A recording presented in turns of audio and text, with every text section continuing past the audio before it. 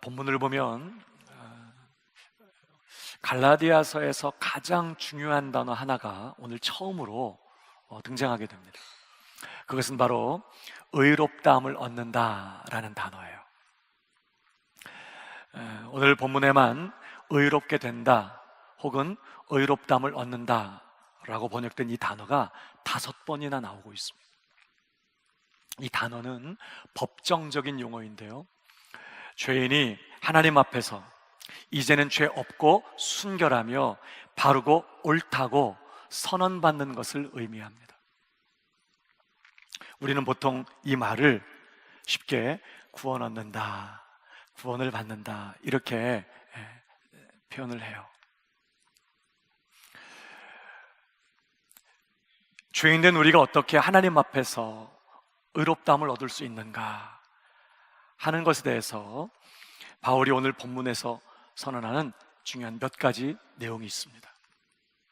우선 15절을 보십시오. 우리는 본래 유대인이요 이방주의인이 아니로되 사람이 의롭게 되는 것은 율법의 행위로 말미암음이 아니요 오직 예수 그리스도를 믿음으로 말미암는 줄 알므로 우리도 그리스도 예수를 믿나니 이는 우리가 율법의 행위로서가 아니고 그리스도를 믿음으로써 의롭다함을 얻으려 함이라. 율법의 행위로서는 의롭다함을 얻을 육체가 없느니라. 첫 번째 내용은 뭐예요? 율법의 행위로서는 결코 의롭다함을 얻을 수 없다는 것입니다. 바울은 무엇을 근거로 해서 이러한 사실을 주장하는 걸까요? 우선 바울은 유대인의 경험으로서 이 사실을 주장합니다. 본문을 다시 보십시오. 우리는 본래 유대인이요 이방주의인이 아니로되 율법을 가지고 있었고 그 율법을 정말 열심으로 준수하고 있는 율법대로 산다고 주장하는 바로 그런 유대인들이라는 거예요. 우리는 본래 유대인이요 이방주의인이 아니로되 사람이 의롭게 되는 것은 율법의 행위로 말미암음이 아니요 오직 예수 그리스도를 믿음으로 말미암는 줄 알므로 우리도 율법을 갖고 있는 우리도 말입니다. 그리스도 예수를 믿나니 이는 우리가 율법의 행위로서가 아니고 그리스도를 믿음으로써 의롭다함을 얻으려 함이라. 율법의 행위로서는 의롭다함을 얻을 육체가 없느니라. 뭐죠? 지금 그는 유대인으로서 쉽게 말하면 양심 선언을 하고 있는 것입니다. 바울은 유대인 중에서도 철저하게 율법을 지키는 바리새파에 속한 사람이었어요. 그런데 그렇게 철저하게 율법을 지켜보려고 애쓰고 노력해봤지만 불가능했다는 거예요. 그뿐만 아니라 두 번째로 바울은 구약 성경의 증거로서 이 사실을 주장해요. 다시 말하면 율법의 행위로서 의롭다함을 얻을 육체가 없다는 이 사실을 구약 성경을 증거로 해서 이 사실을 주장합니다. 16절을 끝에를 다시 보십시오. 율법의 행위로서는 의롭다함을 얻을 육체가 없느니라 그랬습니다. 여러분, 이 진술은 바울이 만들어낸 진술이 아닙니다. 이미 구약 성경이 증거하고 있는 내용이에요. 시편 143편 2절을 보십시오. 주의 종에게 심판을 행치 마소서. 주의 눈앞에는 의로운 인생이 하나도 없나이다. 다윗의 고백입니다. 여러분, 다윗이 얼마나 훌륭한 믿음의 사람이었습니까? 신앙의 사람이었습니까? 그가 얼마나 하나님 앞에 경건한 인물이었습니까? 그런 다윗이 고백해요. 주님, 내게 심판을 행치 마십시오. 주님 앞에 의로운 인생이 하나도 없습니다. 이미 구약 성경에서 다윗이 율법의 행위로서는, 인간의 경건한 행실로서는 하나님 앞에서 의롭다함을 얻을 인생이 하나도 없다는 사실을 이미 선언했다는 거예요. 뿐만 아니라 세 번째, 바울은 예수 그리스도의 십자가의 죽으심을 근거로 해서 이 사실을, 다시 말하면 율법의 행위로서는 결코 의롭다함 받을 수 없다는 이 사실을 주장합니다. 오늘 21절을 보시기 바랍니다. 내가 하나님의 은혜를 패하지 아니하노니 만일 의롭게 되는 것이 율법으로 말미암으면 그리스도께서 헛되이 죽으셨느니라. 이 말이 무슨 말이죠? 만일 우리가 율법의 행위로 의롭다함을 얻을 수 있었다면 그리스도께서는 결코 죽지 않으셨을 거라는 말이에요.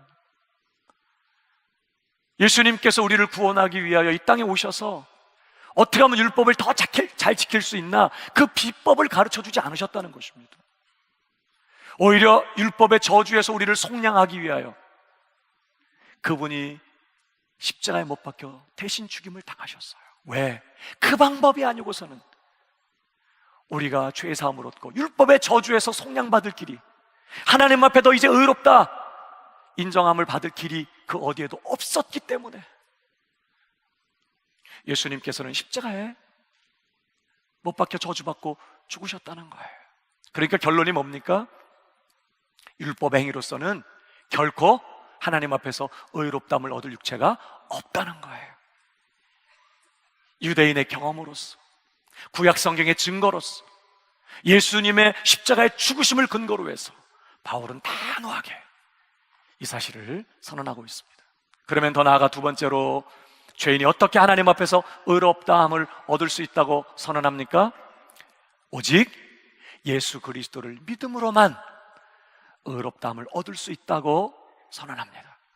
다시 16절을 보십시오. 사람이 의롭게 되는 것은 율법의 행위로 말미암음이 아니요 오직 예수 그리스도를 믿음으로 말미암는 줄 알므로 우리도 그리스도 예수를 믿나니 이는 우리가 율법의 행위로서가 아니고 그리스도를 믿음으로써 의롭담을 얻으려 함이라 그랬어요. 오직 예수 그리스도를 믿음으로써만 죄인은, 불의한 죄인은 하나님 앞에서 의롭다함을 얻을 수 있다고 선언해요. 도대체 무엇을 근거로 해서 하나님은 불의한 죄인이 예수를 믿는다고 해서 너 이제 의롭다 이렇게 선언하실 수 있지요? 아니, 도대체 거룩하신 하나님, 그 공의로우신 하나님이 무엇을 근거로 예수 믿는 불의한 죄인을 너 이제 의롭다라고 선언하실 수 있는 겁니까? 이유는 간단합니다. 예수 그리스도를 믿는 자는 이제 예수 그리스도와 연합한 자가 되기 때문입니다. 예수를 믿는 자는 예수님과 연합한 자가 돼요. 여러분, 이것은요 바울이 고안해낸 어떤 아이디어가 아니에요. 예수님께서 이미 가르치신 말씀이었습니다. 요한복음 6장 56절을 보십시오. 우리 같이 읽어볼까요? 시작. 내 살을 먹고 내 피를 마시는 자는 내 안에 거하고 나도 그 안에 거하나니. 예수님은 자기를 믿는 것을 내 살을 먹고 내 피를 마시는 것이라고 표현하셨어요. 여러분, 내 몸 바깥에 있는 어떤 음식을 입에 넣어서 씹어서 삼켜서 내 몸 안에 집어넣는 이런 행동은 아주 절대적인 믿음의 행동이에요. 그렇죠? 이거 먹고 죽게 된다든지, 이거 먹고 큰 어떤 병이 든다든지 이런 의심이 있다면 어떻게 먹겠어요? 도저히 입에 넣지 않을 것입니다. 누군가가 막 입을 열고 막 집어넣으려고 하면 사람 살리라고 난리를 칠 거리요. 몸 바깥에 있는 어떤 물건을 입에 넣어서 내 몸 안으로 넣는다는 것은요, 이건 정말 전폭적인 믿음의 행동이에요. 예수를 믿는다는 것은 그렇게 그저 단순히 예수님에 대한 어떤 사실을, 정보를 그저 인정하고 받아들이고 내가 동의합니다, 그런 정도가 아니라 예수님을 마치 그 살을 먹고 피를 마시는 것처럼 전폭적으로 받아들이고 영접하고 모셔드리는 일이라는 거예요. 그래서 영접하는 자, 곧 그 이름을 믿는 자들에게는 이렇게 표현했어요. 예수님을 믿는 것은 예수님 태초부터 계시던, 아니 창세 전부터 계시던 하나님의 아들이신, 하나님이신 그 예수 그리스도, 온 천지 만물의 창조주가 되시는, 그가 없이는 만물이, 그가 없이는 지어진 것이 하나도 없다고 그랬거든요. 온 천지 만물의 창조주 되시는 예수 그리스도, 우리를 죄에서 구원하시는 구원자 되시는 예수 그리스도를 나의 하나님으로, 나의 주님으로, 나의 구주로 전폭적으로 영접하고 받아들이고 모셔드리는 것입니다. 아멘이십니까? 이게 예수를 믿는 일이라는 거예요. 그렇게 우리가 예수님을 전폭적으로 주님으로 나의 하나님으로 모셔드리고 영접할 때 무슨 일이 일어난다고요? 예수님 뭐라고 말했어요? 내 피를 먹고 내 살을 먹고 내 피를 마시는 자는, 나를 그렇게 전적으로 믿고 영접하는 자는 내 안에 거하고 나도 그 안에 거한다. 예수를 주님으로 믿는 자는 이제 누구 안에 있다고요? 예수님 안에 있어. 예수님과 연합한 자가 되었어. 나는 예수님 안에, 예수님은 내 안에.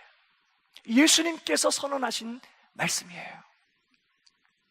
중요한 것은요, 그렇게 예수님과 연합한 자가 되면 어떤 일이 벌어져요? 내 전부는 이제 예수님 거예요. 나와 예수님이 연합한 자가 됐기 때문에, 하나가 됐기 때문에 내 생명, 내 소유, 나라고 하는 내 자신, 내 죄, 내 연약함, 내 허물, 내 못난 것, 내 실수, 하여튼 내 전부가 몽땅 이제는 예수님 것이에요. 왜? 예수님과 연합한 자가 됐기 때문에. 뿐만 아니라 동시에 예수님의 전부는 내 것이 됩니다. 그래서 첫 번째, 예수님의 십자가의 죽으심이 내 죽음이 돼요. 십자가에서 저주받고 죽으신 예수님과 내가 연합한 자가 되었기 때문에 이제 내가 예수 그리스도 안에서 나도 십자가 위에 못 박혀서 저주받고 죽은 자가 되는 거예요. 오늘 본문 20절을 다시 보십시오. 바울이 이렇게 선언합니다. 내가 그리스도와 함께 십자가에 못 박혔나니 그런즉 이제는 내가 사는 것이 아니요, 내가 그리스도와 함께 죽었다는 거예요. 더 이상 나는 살아있지 않습니다. I no longer live. 난 이제 죽은 자입니다. 이게 어떻게 가능해졌다고요? 바울은 한 번도 십자가 못 박힌 일이 없어요. 그는 죽을 때에도 목배임을 당해서 죽었어요. 그럼에도 불구하고 그런 바울이 어떻게 지금 내가 그리스도와 함께 십자가에 죽었습니다라고 고백할 수 있죠? 예수님과 연합한 자가 되었기 때문에. 그의 십자가의 죽으심이 이제 나의 죽음이 된 거예요. 그뿐만 아니라 내가 예수님과 연합한 자가 되면 예수님의 부활도 나의 부활이 돼요. 오늘 성경을 다시 보십시오. 20절에 내가 그리스도와 함께 십자가 못 박혔나니 그런즉 이제는 내가 사는 것이 아니요 오직 내 안에 그리스도께서 사시는 것이라. 예수 그리스도는 죽으셨을 뿐만 아니라 그는 다시 죽은 자 가운데서 부활하셨습니다. 그는 살아나셨고 영원히 살아 계시는 분이세요. 아멘이십니까? 그분께서 지금 성령을 통하여 내 안에 살고 계세요. 죽으셨을 뿐만 아니라 부활하신 예수님이 내 안에 거하시고 내가 그분과 연합되었다면 나도 그분과 함께 죽었을 뿐만 아니라 그분과 함께 다시 부활한 자가 된 줄 믿으시기 바랍니다. 그리스도 안에 있으면 새로운 피조물이에요. 에베소서는 뭐라고 선언합니까? 2장 5절 허물로 죽은 우리를 그리스도와 함께 살리셨고. 아멘이십니까? 주님께서 부활하실 때 우리도 같이 살리심을 받은 거예요. 예수님의 부활이 나의 부활이 되었습니다. 그뿐만 아닙니다. 예수님의 아들의 권세, 하나님의 아들의 권세도 내 것이 됩니다. 영원전부터 영원까지 하나님께 유일하신 외아드님이 계셨어요. 아버지께로부터 친히 나신 분. 모든 피조물들이 다 만들어졌지만 지어진 바 되었지만 유일하게 예수 그리스도는 아버지께로부터 나신 분이십니다. 유일하게 하나님의 외아드님이세요. 거룩하신 하나님 보좌 앞에 무시로 나아가 하나님 품에 안겨 하나님 그분을 아버지라 부르며 그 품에 안기실 수 있었던 유일한 분이 바로 하나님의 외아들이신 예수님이셨어요. 그렇게 거룩한 천사들도 얼굴을 가리고 발을 가리고 날면서 거룩하다 거룩하다 거룩하다를 외칠 수밖에 없는 그 거룩하신 하나님 앞에서 어떤 천사도요 그 하나님을 아버지라고 부르지 못해요.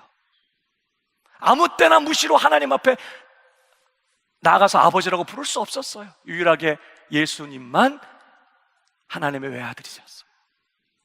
그런데 우리가 예수님과 연합되면 하나님의 아들이신 예수님과 연합되면 어떤 일이 벌어져요? 예수님의 하나님의 아들의 권세가 내 것이 되는 것입니다. 오늘 본문을 보십시오. 20절에 이제 내가 육체 가운데 사는 것은 나를 사랑하사 나를 위하여 자기 자신을 버리신 하나님의 아들을 믿는 믿음 안에 사는 것이라. 내가 믿는 분이 누구라고요? 내가 주님으로 영접한 분이 누구라고요? 하나님의 아들이세요. 무한히 하나님 앞에 나아가 하나님 품에 안겨 하나님을 아버지라 부르실 수 있는 그분과 내가 연합되기 때문에 그분의 아들의 권세도 이제 내 것이 돼서 영접하는 자, 곧 그 이름을 믿는 자들에게는 하나님의 자녀가 되는 권세를 주셨으니. 아멘이십니까? 예수님과 연합한 자가 되면 어마무시한 일이 일어나는 거예요. 천사들이 그냥 너무너무 부러워하게 되는 거예요. 예수님의 아들의 권세도 이제 내 것이 돼요. 그뿐만 아닙니다. 예수님의 생명도 내 것이 되고, 그뿐만 아니라 예수님의 그 흠없는 의, 예수님의 그 완전한 의도 내 것이 됩니다. 아멘이십니까? 예수님께서는 이 지상에 사시는 동안 단 한 번도 죄를 범하신 일이 없으세요. 완전하게 하나님의 뜻에 순종하시고 죽기까지 복종하심으로 완전하게 율법의 의를 이루신 분이 예수님이십니다. 의로운 인생이 단 하나도 없고 모두가 치우쳐 선을 행하지 못했고 다 범죄했지만 유일하게 예수 그리스도는 우리와 같이 시험을 받으신 자로도의 죄는 없으시니라. 단 한 번도, 단 한순간에도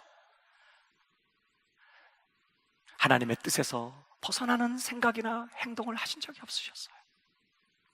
완전하게 순종하신, 죽기까지 복종하신 예수님만 완전하게 율법의 의를 이루셨던 것이죠. 중요한 것은 우리가 그 예수님과 연합한 자가 되면 바로 그분의 완전하고 흠없는 그 의도 이제 누구 것이 된다고요? 내 것이 되는 것입니다. 아멘이십니까? 그래서 우리가 예수님을 믿으면 우리는 예수님과 연합한 자가 되고 예수님의 흠없는 그 완전한 의도 이제 내 것으로 소유한 자가 되기 때문에 그 공의로우신 하나님이 예수님 안에 있는 자를 뭐라고 선언한다고요? 너 이제 의롭다, 이렇게 선언하실 수 있다는 거예요. 내가 예수를 믿었기 때문에 그 믿은 행동이 의로워서 의롭다고 말하는 게 아니고, 믿음으로써 의롭담을 얻는다는 말은 우리가 믿음을 통하여 누구와 연합된다고요? 예수님과 연합한 자가 되고, 그렇게 됨으로써 우리는 예수님의 그 흠없는 완전한 공로, 완전한 그 순종, 그 예수님의 완전한 의도 나의 순종으로, 나의 의로 소유하게 되고 하나님이 이것을 인정해 주시고 선언해 주시는 것이라는 거예요. 그러니까 결론은 오직 예수 그리스도를 믿음으로써 하나님 앞에서 의롭다 하심을 얻는 자가 되었다는 것입니다. 그 거룩하신 하나님이 예수 그리스도를 믿는 자를 너 이제 의롭다 이렇게 선언하실 수 있게 되었다는 거예요. 더 중요한 것은요, 여기가 종점이 아니라는 것입니다. 하나님께서 예수를 믿는 믿음을 통하여 우리를 의롭다 하시는 목적이 있다는 거예요. 그 목적이 뭘까? 왜 우리를 의롭다고 하시는 것이죠? 그냥 죄 용서만 해주시면 되잖아요. 그리고 천국 데려가면 안 돼요? 근데 왜 우리를 의롭다고까지 해주셔야 되는 거죠? 왜 완전하게 예수님이 우리 대신 순종하시고 그 순종을 우리의 것 삼으셔서 너도 이제 의롭다, 왜 우리를 의롭다고 선언하십니까? 그 목적이 있다는 거예요. 오늘 본문 19절에서 이렇게 말씀합니다. 내가 율법으로 말미암아 율법에 대하여 죽었나니 이는 하나님께 대하여 살려 함이라. 내가 율법에 대하여 죽고 이젠 누구에 대해 살게 하기 위하여? 하나님께 대하여 산 자 되기 하기 위해서, 하나님께 대하여 사는 그런 자가 되게 하기 위하여 하나님 우리를 의롭다고 하셨다는 거예요. 믿음으로써 의롭다함을 얻게 하셨다는 것입니다. 하나님께 대하여 산다는 건 뭘 말할까요? 조금 어려운 표현인 것 같은데 로마서 5장 1절은 이렇게 표현했어요. 똑같은 얘기를 한번 읽어보십시다. 시작. 믿음으로 의롭다 하심을 받았으니 우리 주 예수 그리스도로 말미암아 하나님과 화평을 누리자. 심판받지 않고 벌받지 않고 지옥에 가지 않는 게 목적이 아니라고요. 그건 기본이고 하나님이 우리를 의롭다 하신 목적, 이제 하나님과 어떤 사람 되는 거예요? 화평한 자가 되는 거예요. 거리낌 없이 하나님 앞에 무시로 나아가 하나님을 아버지라고 부르면서 마치 아들 예수님이 그렇게 하시는 것처럼 아버지 품에 안겨 마음을 아버지께 드리고 아버지와 대화하고 아버지와 교제하고 아버지와 사랑을 나누면서 말이에요, 그 아버지의 부유하심을 누리며 내가 아버지를 알고 아버지를 사랑하고 아버지를 기뻐하고 영원토록 그분을 즐거워하는, 이걸 전문 용어로 영생이라고 불러요. 이 영생을 누리게 하기 위하여 말입니다. 하나님은 우리를 예수를 믿는 믿음으로써 의롭다 하시는 거예요. 그래서 말하는 겁니다. 우리가 믿음으로 의롭다 하심을 받았으니 이제 하나님 앞에 나아가 하나님과 더불어 화평을 누리자. 왜? 의가 있어야만 하나님과 화목할 수 있거든요. 단순히 심판받지 않고 지옥 가지 않는 정도가 아니라 하나님 앞에 거리낌 없이 나아가 하나님의 면전에서 그 하나님의 얼굴빛을 바라보면서 하나님과 대면하여 교제할 수 있는, 하나님 품에 안겨서 하나님과 친교하며 하나님의 그 모든 부유하심을, 그 아버지의 부유하심을 아들의 권세를 가지고 누릴 수 있게 될 수 있으려면 반드시 그 의가 필요했는데, 예수님께서 완전한 순종을 통하여 십자가에 죽기까지 복종하시는 그 순종을 통하여 의를 이루셨고, 예수를 믿음으로 우리는 그와 연합되어 그 의를 내 것으로 송두리째 소유한 자가 됐으니 이제 하나님과 화평을 누리자, 이렇게 말해요. 이게 하나님께서 우리를 의롭다 하시는 목적이라는 거예요. 그저 주일에 한번 교회 와서 예배자리 참석하는 것 그 정도 말고요, 정말 우리가 하나님 앞에서 사는 영생은 하나님께서 세상을 이처럼 사랑하사 독생자를 주셨으니 이는 저를 믿는 자마다 멸망치 않고, 거기서 끝나지 않아. 멸망치 않고 그 다음에 뭐렇게 하려고? 영생을 얻게 하려고. 우리가 영생을 얻게 하기 위하여 하나님께서 독생자 아들을 이 땅에 내어주셨다는, 우리를 위해 내어주셨다는 거예요. 여러분, 영생의 본질이 뭐라고 그랬죠? 안 죽고 영원히 사는 거예요. 지옥 가서도 안 죽고 영원히 살아요. 영생이 단순히 안 죽고 영원히 사는 게 아닙니다. 영생은 뭐라고 그랬죠? 요한복음 17장 3절, 영생은 곧 유일하신 참 하나님과 그의 보내신 자 예수 그리스도를 아는 것이니이다. 부부가 서로를 깊이 아는 것처럼 인격적으로, 체험적으로 서로를 알면서 더 깊이 알게 되고, 더 신뢰하게 되고, 더 사랑하게 되고, 더 서로의 존재를 인해서 기뻐하게 되는 것처럼, 그렇게 서로를 아는 것처럼 영생은 그렇게 우리가 하나님을 체험하고 경험하고 누리며 맛보며 하나님을 알고 그 하나님을 알기에 그 하나님을 기뻐하고 즐거워하는 말입니다. 그게 영생이고요, 바로 그 영생을 우리에게 주시기 위하여 독생자를 우리에게 내어주셨다는 거예요.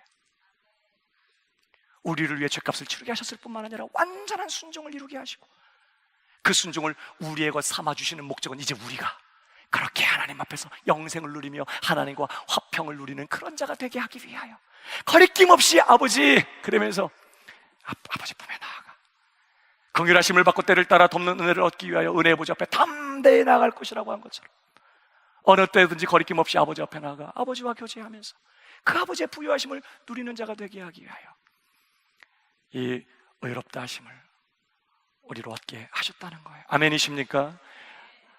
하나님으로 더불어 화평을 누리는 저와 여러분 되길 주님의 이름으로 축복합니다. 중요한 것은요, 우리가 하나님과 더불어 이런 화평을 누리기 위해서 늘 어떤 형편, 어떤 상황 가운데 있든지 넘어지고 실패했을 때에도 아버지, 그래서 난 더욱 주님의 은혜가 필요해요. 이런 나를 사랑하신 거군요. 거리낌 없이 아버지 앞에 나와서 하나님과 화평을 누리는 이런 자로 살기 위해서 우리에게 정말 필요한 게 하나 있어. 뭘까? 하나님과 더불어 화평을 누리는 그런 삶을 살기 위해서 우리에게 정말 필요한 태도가 있어요. 뭘까요? 오늘 20절을 다시 보십시오. 내가 그리스도와 함께 십자가 못 박혔나니 그런즉 이제는 내가 사는 것이 아니요 오직 내 안에 그리스도께서 사시는 것이다. 이제 내가 육체 가운데 사는 것은 나를 사랑하사 나를 위하여 자기 자신을 버리신 하나님의 아들을 믿는 믿음 안에서 사는 것이라. 오직 우린 이제 어떻게 살아야 된다고요? 예수를 믿는 믿음으로 살아야 된다는 뜻이에요. 바울도 예수님을 믿는 믿음 안에 산다, 다시 말하면 예수를 믿는 믿음으로 산다고 말합니다. 의롭다 하심을 얻고 하나님과 화평을 누릴 수 있는 자가 되었으니 이제 우리는 어떻게 살아야 되느냐? 믿음으로, 오직 예수 믿는 믿음으로 살아야 된다. 나의 의인은 오직 믿음으로 말미암아 살리라. 믿음으로 구원을 받았을 뿐만 아니라 하나님의 백성은 오늘도 믿음으로 살아야 된다는 거예요. 옆 사람과 인사하십시다. 오직 믿음으로 삽시다. 예수 그리스도를 믿는 믿음. 그래서 오늘 바울이 고백한 것처럼, 그렇습니다. 나는 예수님과 함께 죽었습니다. 주님과 함께 십자가 못 박혀 나는 죽었습니다. 이제 부활하신 주님 안에서 나는 새로운 피조물이 되었습니다. 예수님의 죽으심은 나의 죽음이 되었고, 예수님의 부활도 나의 부활이 되었고, 예수님의 아들의 권세도 나의 권세가 되었고, 예수님의 생명도 내 생명이 되었고, 예수님의 흠없는 완전한 의도 내 것이 되었습니다.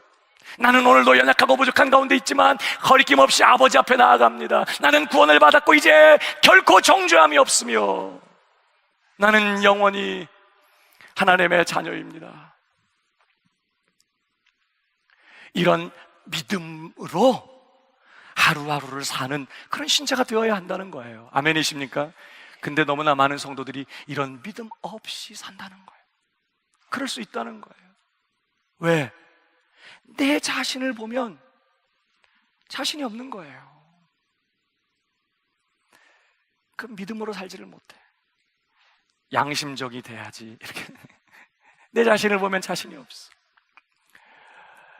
우리는 바울 같은 온전한 신자가 되면 내 안에 더 이상 죄로 인한 어떤 갈등이나 고민도 없어야 한다고 생각해요.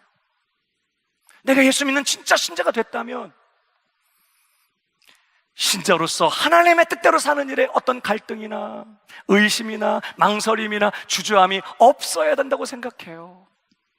내가 진정한 신자라면, 내가 온전한 신자라면 하나님을 향한 사랑과 갈망이 계속해서 내 마음에서 막 우러나오고, 기도하고 싶고 말씀 읽고 싶고 줄이고 목마른 마음으로 하나님을 찾고 하나님 앞에 나아가게 되고, 갈망하는 마음으로 말씀을 읽고 기도할 때마다 막 깨달아지고, 막 하나님의 음성이 들리고 하나님의 마음이 막 부어지고, 어떤 형편 어떤 상황에서도 막 감사가 막 우러나오고, 누구를 보든지 막 사랑이 막 되어지고 막 용서가 되어지고, 어떤 상황에서는 기쁨이 충만하고, 늘 거리낌없이 하나님의 뜻대로 살고, 죄 지을 생각은 꿈에도 생각도 안 나고, 이렇게 돼야 된다고 생각한다고요. 온전한 신자라면. 근데 내 자신을 들여다보면 신자라고 하지만, 믿는다고 하지만 신자로서 부끄러운 모습이 많아요. 안 들켰을 뿐이야, 다른 사람들에게. 어떤 때는 기도하고 말씀 읽는 게 귀찮아지게 느껴져. 이게 새벽에 막 춥고 그러면 오늘은 새벽기도 안 가면 좋겠다. 누가 새벽기도 만든 거야? 이런 생각이 나.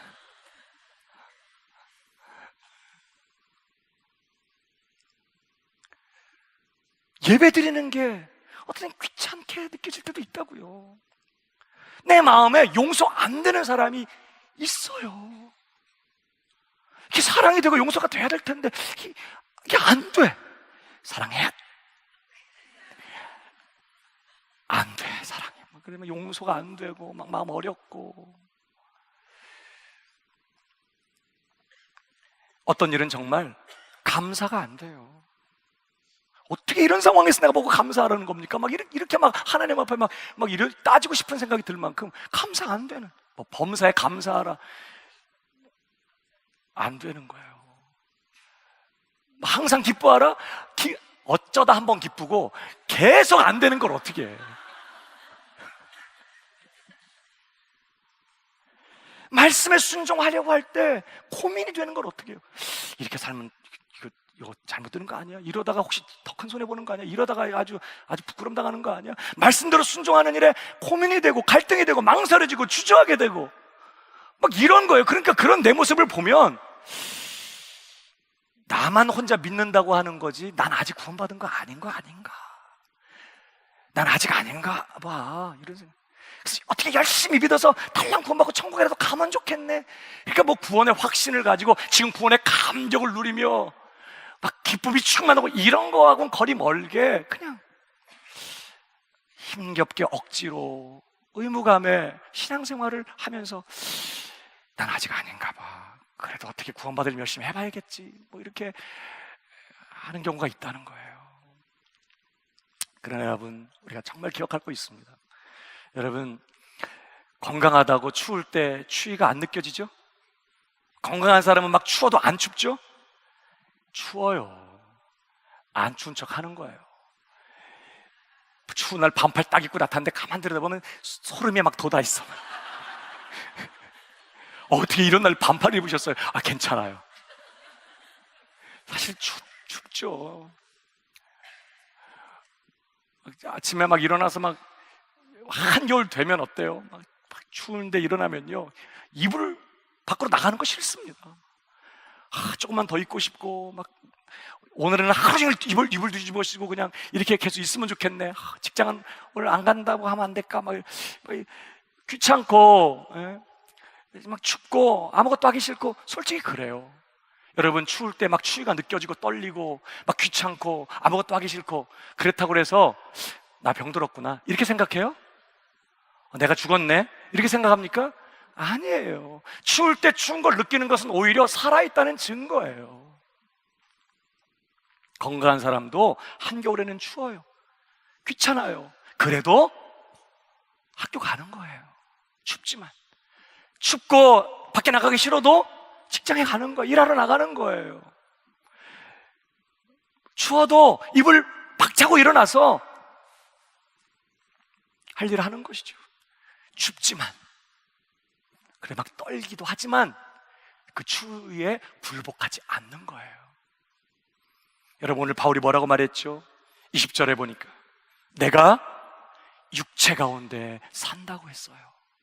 여러분, 내가 그리스도와 함께 십자가에 못 박혀 죽었고, 내가 이제 부활하신 그리스도께서 내 안에 살고 계시지만 나는 여전히 동시에 연약한 육체 가운데 살고 있어요. 내 육체적인 주소지는 노스로앙로드예요. 영적 주소지는 예수님 안. 그러나 육체적인 주소지는 이게 시드니라고요. 그러니까 내가 부활하신 예수님이 내 안에 거하시고 나도 주님과 함께 살리심을 받은, 그리고 예수님 완전한 의를 내가 소유하고 있고 나는 예수님 안에서 하나님의 자녀가 됐지만 나는 여전히 이 연약한 육체 안에 살고 있어. 이 연약한 몸을 뒤집어 쓰고 있어. 그래서 죄의 유혹을 느껴요. 예수님을 주님이라고 믿는다고 말하지만 신자임에도 불구하고 하나님의 뜻대로 사는 일이 어려워. 마음은 원인데 이 육신이 연약해서 때로는 막 나를 방해할 때가 많아요. 사랑해야 되는 걸 아는데 사랑이 안 되고, 기도해야 되는 거 아는데 기도가 안 돼서 막 몸부림을 치고 애를 써야 조금 기도가 되고, 용서해야 되는지 알지만 용서가 잘 되지 않아서 너무너무 애를 써야 되고, 기뻐지지 않고 감사가 안 되는 일들 많이 있다고요. 믿음으로 살고 신자로 사는 일에 갈등도 하고 고민도 하고 망설여지고 때로 주저하기도 하고 머뭇거리기도 하고 의심도 하고 죄의 유혹을 받기도 하고 때로는 유혹에 걸려 넘어지기도 하고 하나님 뜻대로 사는 일에 실패하기도 해요. 그런데 오늘 우리가 붙들어야 될 중요한 사실이 있어요. 그런 육체 가운데 살아가는 연약한 내가 이미 누구 안에 있다고요? 예수 그리스도 안에 있다는 거예요. 아멘이십니까? 죽으셨을 뿐만 아니라 부활하신 하나님의 아들 예수 그리스도 안에 내가 있다는 것입니다. 아멘이세요? 육체적인 주소지는 이 시든이지만 영적 주소지는 예수 그리스도 아니에요. 요한복음 6장 56절 다시 읽어봅니다. 시작. 내 살을 먹고 내 피를 마시는 자는 내 안에 거하고 나도 그 안에. 예수 믿는 자는 예수님 안에 있는 자예요. 여러분, 한국 다 한두 번씩 가보셨죠? 시드니에 사시면서 한국 가실 때 어떻게 가세요? 헤엄쳐서 가셨죠? 보통은 비행기 타고 가셨을 것입니다. 한국 가는 비행기 타면 그 비행기가 추락하지 않는 한 예정된 시간에 인천공항에 도착하게 돼 있어요. 한국 가는 비행기 안에 올라타서 잠을 자든지 책을 보든지 앞에 스크린을 보며 드라마를 보고 영화를 보든지 옆에 있는 분하고 잡담을 하든지 화장실에 앉아있든지 반드시 인천공항에 도착하게 되어 있습니다. 왜? 어디 가는 비행기 탔으니까. 한국 가는 비행기 탔기 때문에. 비행기 안에서 나의 형평한 상황에 상관없이 말이에요, 그 비행기 안에 있으면 한국에 도착하게 된다고요. 그 비행기 안에서 내가 딴 생각을 하고 있다고 내가 잠깐 딴 생각한 사이에 비행기가 미국으로 갔네? 그럴 일 없다 이 말이에요. 내가 비행기 안에서 5시간을 자고 일어났더니 비행기가 5시간만큼 늦게 도착하는 일도 없어요. 내가 복도 지나가다 그 사람 발에 걸려 비행기에서 자빠졌다고 그래가지고 비행기가 땅바닥이 아니라 태평양 바다 한가운데 추락하는 일도 없다고요. 내가 미국 쪽을 바라보고 앉아서 화장실에 앉아서 힘을 막 쓰고 있어도 비행기가 그렇다고 내가 미국을 바라보고 있다고 미국으로 가냐? 아니에요. 그냥 비행기랑 한국으로 가요. 아멘이십니까? 이런 걸 아멘 해야 되나? 하여튼 뭐 네. 내가 한국 가는 비행기 타고 있는 이상 내가 비행기 안에서 물구나무를 서 있고 있어도 예정된 시간이 되면 한국에 도착하게 되어 있다고요. 여러분, 내가 예수 그리스도 안에 있는 자라는 사실이 뭘 의미하는지를 놓치지 않기로 하셔야 돼요. 예수 믿는 자는 예수 그리스도 안에 있어요. 그리스도 안에 있는 자는 결코 정죄함이 없고, 그리스도 안에서 새로 피조물 됐고, 그리스도 안에서 구속고 죄사함을 얻었고. 여러분, 에베소서를 다시 보십시오. 2장 5절 다 같이 시작. 우리를 그리스도와 함께 살리셨고 너희는 은혜로 구원받은 것이다. 그래놓고 또 함께 일으키사 그리스도 예수 안에서 함께. 아멘이십니까? 그리스도께서 죽으셨으니 저와 여러분도 죽었어요. 아멘이에요? 그리스도께서 살아나셨으니 저와 여러분도 살아난 거예요. 아멘입니까? 그리스도께서 하늘 보좌에 앉으셨으니 저와 여러분도 이미 하늘 보좌에 앉아있는 줄 믿으시기 바랍니다. 우리는 땅에 디디고 지금 육체적인 주소지는 여기지만 영적 주소지는 예수님 안에 있기 때문에 예수 그리스도가 지옥에 떨어지지 않는 한 예수 그리스도 안에 있는 자는 결코 지옥에 떨어진 일은 없단 말이에요. 예수 그리스도께서 하늘 보좌에 앉으셨으니 저와 여러분도 이미 하늘 보좌에 앉아있는 자이고 마침내 정한 때가 되면 반드시 우리도 거기에 이제 우리의 몸까지 그 자리에 있게 될 줄 믿으시기 바랍니다.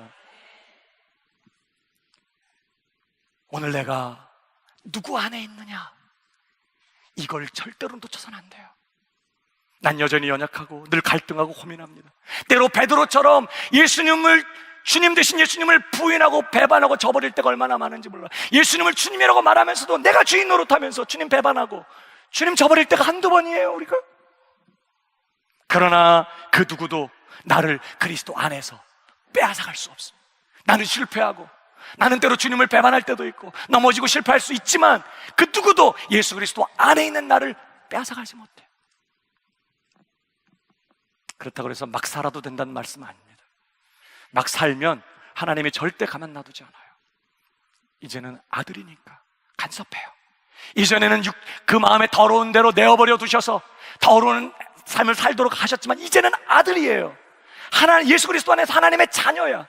예수 그리스도 만큼 우리를 인정하고 계시고 예수님만큼 우리를 다듬어내기로 하셨거든요. 그러니까 우리가 막 살면 하나님이 가만두지 않아요. 징계하시고 손 대시고 그냥 하나님의 세탁기에 확 돌려가지고 그냥 죄, 교만, 거짓 싹 뽑혀 나오도록. 그러니까 막 살려면 살아봐요. 매일 하나님의 세탁기에 들어갈 테니까 거기 한번 들어갔다 나와봐. 정신이 없어요. 하나님 자녀인 이상 하나님이 이제 간섭해요. 왜? 우리를 그 아들만큼 완성해내시겠다고 작성하시고 우리를 그 아들에게 연합시켰거든요. 그의 전부가 내 것이 되게 하시고 예수 그리스도의 운명이 내 것이 됐고 예수 그리스도가 받으실 그 영광이 이제 나의 것이 됐기 때문에 그 영광에 걸맞도록 하나님 우리를 간섭하고 다듬고 계세요. 그러니 우리가 어떻게 그 하나님을 너희가 아버지라 부른즉 너희 육체로 지내는 남은 때를 두려움으로 지내라. 긴장하라는 거예요. 열심을 내고 분발하고 정말 늘 하나님과 교제하면서 은혜를 구하고 늘 하나님의 자녀답게 힘써 이 땅을 살아가는 책임 있는 하나님의 자녀들 되라고 그렇게 말합니다. 그러나 그럼에도 불구하고 우리가 실패하고 우리가 넘어지고 우리가 정말 무너지는 죄짓고 자빠지는 그런 일이 있다고 할지라도 예수 그리스도 안에 있는 우리 운명이 바뀌지 않는다는 걸 믿으시기 바랍니다. 그 어떤 것도 그 누구도 심지어 내 실패와 내 연약함마저도 예수 그리스도 안에 있는 내 운명을 바꾸지 못해요. 주님이 뭐라고 말씀하셨죠? 요한복음 10장 28절 다 같이 시작. 영생을 주노니 영원히 멸망하지 아니할 것이요 또 그들을 내 손에서 빼앗을 자가 없느니라. 아멘이십니까? 그 어떤 것도, 그 어떤 피조물도, 심지어 나의 연약함이나 나의 실패마저도 예수 그리스도 안에 있는 나의 운명을 빼앗아갈 수 없다고요. 그래서 하나님이 미리 하신 자들을 또한 부르시고, 부르신 자들을 또한 의롭다 하시고, 의롭다 하신 그들을 또한 영화롭게 하셨느니라. 완료형으로 끝내버렸어. 아직 미래에 있을 일인데. 왜? 하나님 그분이 작정하신 일이고 거기까지 완성해내기로 하셨거든요. 비행기, 한국 가는 비행기 타셨어요. 안 돼요. 언니 내려주세요. 나 여기 한국 가면 지금 안 돼. 그러면서 막 늦었어요. 이제 어디서 내려야 돼요? 한국에서 내려야 돼. 여러분이 예수 그리스도를 나의 주님으로 믿고 예수 그리스도 안에 와 있는 이상 우리의 운명이 바뀌지 않아요. 오늘도 순종하며 하나님의 뜻대로 사는 일에 주저함이나 고민이나 갈등을 느끼십니까? 때로 하나님의 뜻대로 사는 일이 힘들고 잘 안 되고 실패하고 넘어지시기도 하십니까? 그러나 그런 것 때문에 난 아직 신자가 아니라고 생각해서는 안 돼. 여러분이 오늘도 예수 그리스도를 믿고 있다면, 예수 그리스도를 나의 구주, 나의 주님, 나의 하나님으로 믿고 고백하고 있다면, 오늘 내 연약함 때문에, 내 실패 때문에, 내 실수 때문에 고민하고 갈등하고 은혜를 구하며 몸부림치는 것만큼 여러분은 성장하게 될 것입니다. 여러분이 애쓰고 몸부림치며 고민하는 것만큼 여러분은 자라가실 거예요. 사실 그리고 이 자리에 와 계신 많은 분들, 사실 여기 이 자리에 오실 때 아무 고민 없이 오늘 주일이야, 할렐루야, 아멘, 아 감사합니다 그러면서 막 아무 고민 없이 막 예배 자리로 달려오신 많은 분들 중에 왕년에는요 주일이면 비 오기를 기다렸어. 아 비가 와서 오늘 집에 있어야지, 핑계 댈 게 없으니까 여보 비 오는데 그냥 집에 있읍시다 하고 싶어서 주일이면 비 왔으면 좋겠다, 어디서 놀러 가자고 전화 안 오나 그렇게 기다렸던 분이 많아요. 왕년에는. 물론 지금 생각 안 나시겠지만 다 그런 과정을 겪어서 흔들리면서 이 꽃을 피우는 거예요. 흔들리지 않고 피는 꽃이 있으랴. 다 흔들리면서 꽃을 피우는. 추워서 아무것도 하기 싫지만 그래도 학교 가고 그래도 출근하기로 하는 것처럼 하나님을 섬기는 일에, 하나님을 섬기는 삶에 고민도 있고 또 실패도 있고 그래서 때로 도망하고 싶고 물러서고 싶은 그런 마음이 들 때 많지만 거기에 굴복하지 않기로 결심하시는 저와 여러분 되길 주님의 이름으로 축복합니다. 갈등이 일어난다고 잘못된 거 아닙니다. 이 사랑이 안 된다고 잘못된 거 아니에요. 지금 자연스러운 거, 아직 육이 남아있기 때문에. 춥지만 학교 가는 것처럼 내 마음에 갈등이 있어도 머뭇거림이 있어도 주뜻대로 살기로 결단하고 도전하는 것이죠. 혹죄에 굴복하여 넘어졌어도 여전히 내가 누구 안에 있는 자인지, 어떻게 하늘 보좌에 앉으신 그리스도 안에서 나도 그 자리에 가고야 말 것인지, 어떻게 나를 은혜로 부르시니가 그 작정하신 영화의 자리까지 나를 완성해내고야 말 것인지를 기억하고 오늘도 이 복음의 진리를 붙들고 예수 그리스도 안에 있는 나를 확인하면서 오늘도 힘겹지만 어색하고 잘 안 되지만 하나님의 은혜를 구하며 하나님의 사람으로 힘있게 살기를 도전하고 결심하고 분발하는 그런 저와 여러분 다 되기를 주님의 이름으로 축복합니다. 자리에 일어나십시다.